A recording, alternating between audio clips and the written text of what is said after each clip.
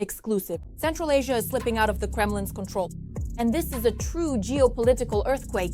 Moscow's partners in the east are stepping aside one by one. Kazakhstan, Kyrgyzstan, Tajikistan, Turkmenistan, and Uzbekistan no longer see Russia as a pillar of support. Washington has clearly sensed this. Trump is acting decisively.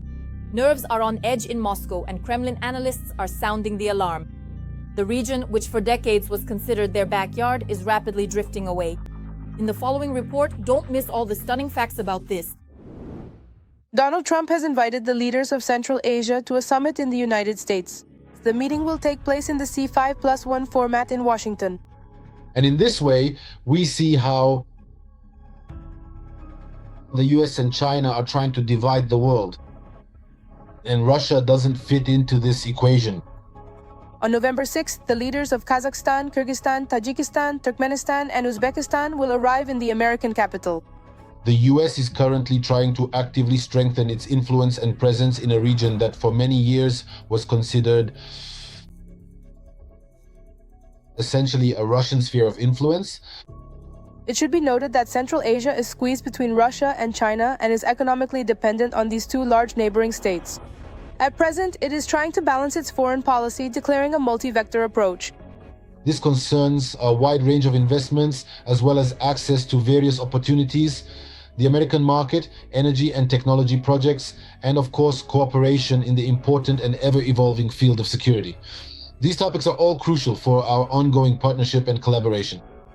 For the countries of Central Asia, this is not just a protocol visit. In my opinion, it is an opportunity to balance between major centers of power. And none of these states really wants to ultimately end up in complete dependence on either Moscow or Beijing.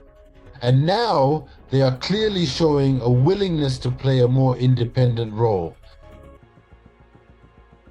Kazakhstan's President Kassym-Jomart Tokayev has already sent Trump a letter expressing his sincere gratitude for the invitation. He called the meeting timely.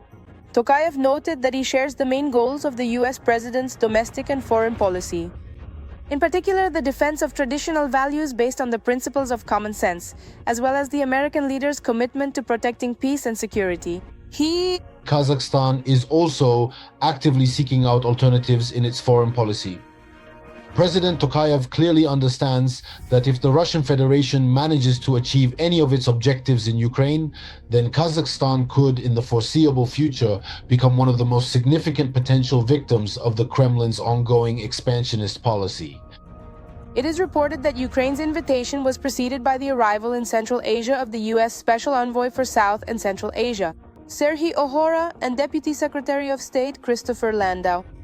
I don't think this will be a very quick process. We have to understand that, after all, these countries have long been within Russia's sphere of influence, and only recently has China been gradually increasing and expanding its presence in that region. However, the United States, when considering its various capabilities and resources, can over time gradually win these countries over to its side. I think that these countries can position themselves as those nations that are pursuing a multi-vector course of development on the international stage. And let's say no one here will be able to make any claims against them. This week, members of the U.S. Congress called on Donald Trump to hold a summit this year with the leaders of Central Asian countries in order to advance the United States' strategic goals in the region, including cooperation in security, economic ties, soft power, and effective governance. This will be the second summit in this format. The first one took place in 2023 in New York on the sidelines of the UN General Assembly. Every voice matters. Join our community, support independent journalism, and help us bring you the truth from Ukraine. Become a member of Ukraine Today. Join us now. It happened again. Just as the world started to relax a little, the Kremlin pulled its nuclear toy, the Burevestnik missile, out of its dusty arsenal. In Washington, it has already been dubbed a flying Chernobyl. This weapon is so dangerous that it even poses a threat to Russia itself. The dictator is trying to scare the West by pressing the button and waving his trump card, but the effect has been the opposite. The fear has turned against him. There was an explosion of reaction in the White House. Trump immediately made a tough statement. Don't miss the first details coming up next. The Kremlin once again boasted about its superweapon. Another no analogs weapon for intimidation and propaganda. There's not enough gasoline. Factories are burning. The country is in a complete financial mess and so on. Yet they keep trying to test some kind of superweapon, another one of their so-called wonder weapons. This time they brought out the nuclear missile Burevestnik for the world to see, and it was done personally. Putin, he said that supposedly they had completed tests of this nuclear cruise missile. Of course, successfully. After all, this is a unique missile that no one else in the world has. Moreover, I remember very well, quite vividly, in fact, the moment when we officially announced to the public that we were developing such a powerful and advanced weapon. Back then, at that particular time, even top-level, highly experienced and exceptionally qualified specialists and experts in the field told me directly that the goal was indeed good, noble, and worthy of pursuit. But in the near historical future, it was unachievable. And now, the decisive tests have been completed. The Burevestnik tests themselves supposedly took place on October 21st, according to Gerasimov's report. The results were meant to instill fear. During the missile's flight, all specified vertical and horizontal maneuvers were performed.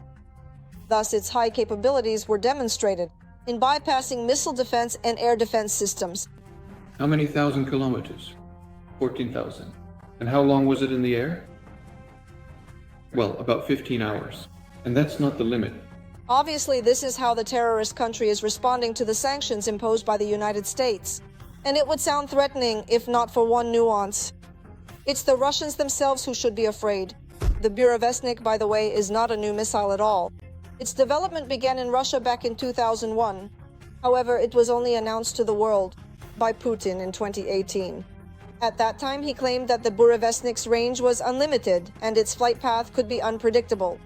It would have been worth clarifying what the consequences of its launch might be.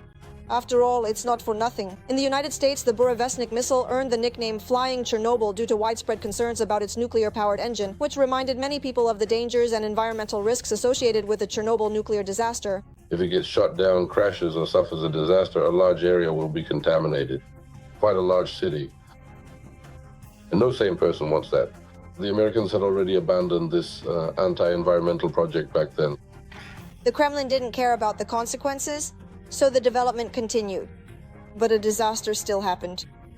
Remember, there was an explosion in Nanaksa, a nuclear one, unclear, nuclear, but a nuclear explosion, after which radiation levels in Severodvinsk spiked.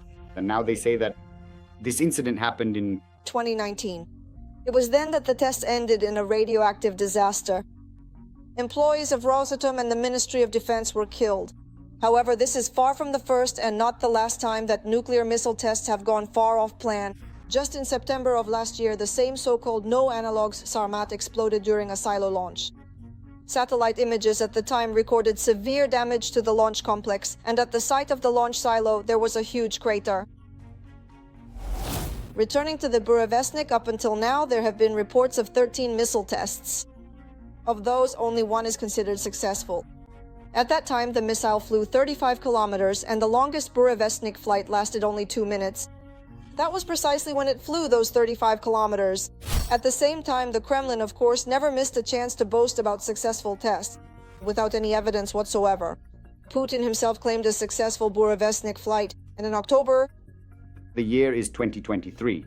All of this, of course, was accompanied solely by words. There were no real actions taken, only statements and discussions that never led to anything concrete. So even if they did manage to make it work, even if their efforts somehow succeeded, one must ask, what is the point of a single missile like that? What real impact could it have, considering the broader situation and the many challenges that remain?